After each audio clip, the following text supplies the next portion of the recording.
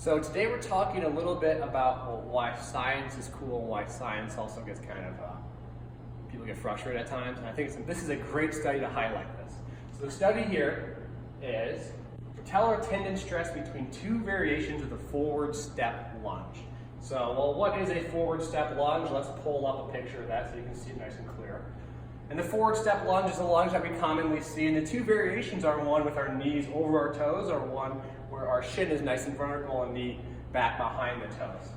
And what they found in this study is that obviously we had greater knee torque and patellar stress when we had our knees over our toes.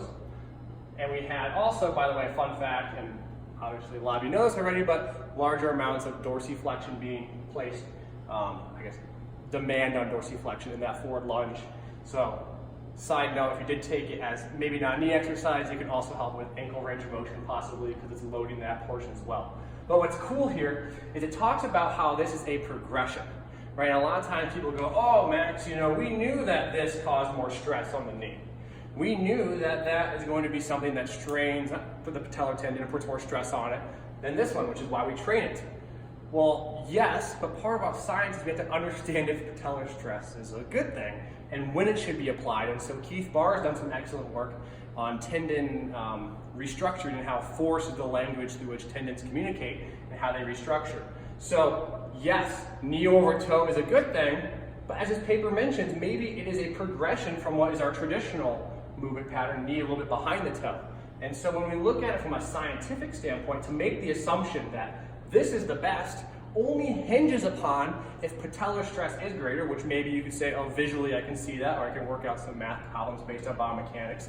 We also need some of the cellular studies to look at tendons themselves and whether or not the structural changes occur. And I don't have any Keith Baar stuff here right now, but you've seen or heard a lot of stuff about tendons, isometrics, greater strain on patellar tendon based on, greater strain leads to better restructuring of the tendon, and so that is where this can be used. And as pointed out in here, let's read a little snippet from the study itself. The effects of a higher mechanical load in the symptomatic tendons of individuals suffer from lower extremity tendinopathies. Let's make this nice and big so you can read along with me. Have been well documented in the literature with findings of decreased neovascularization and tendon hypertrophy, as well as increased blood circulation.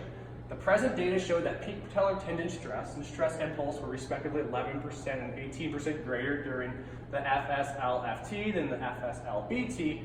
The increased patellar tendon stress during the FSLFT appears to provide greater patellar tendon loading and therefore may result in superior patellar tendon structural adaptation and improvements as compared to the FSLBT exercise in individuals with patellar tendinopathy.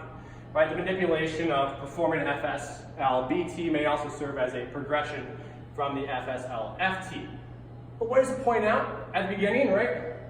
We know that having, let me pull this apart really quick, the effects of higher mechanical load in symptomatic tendons of individuals suffering from lower extremity. So higher mechanical load, we had to do research, we not being me, but we being those who do research, before we understand that going over the knees over toe is a good thing, because we have to look at patellar structure remodeling and how that remodeling occurs.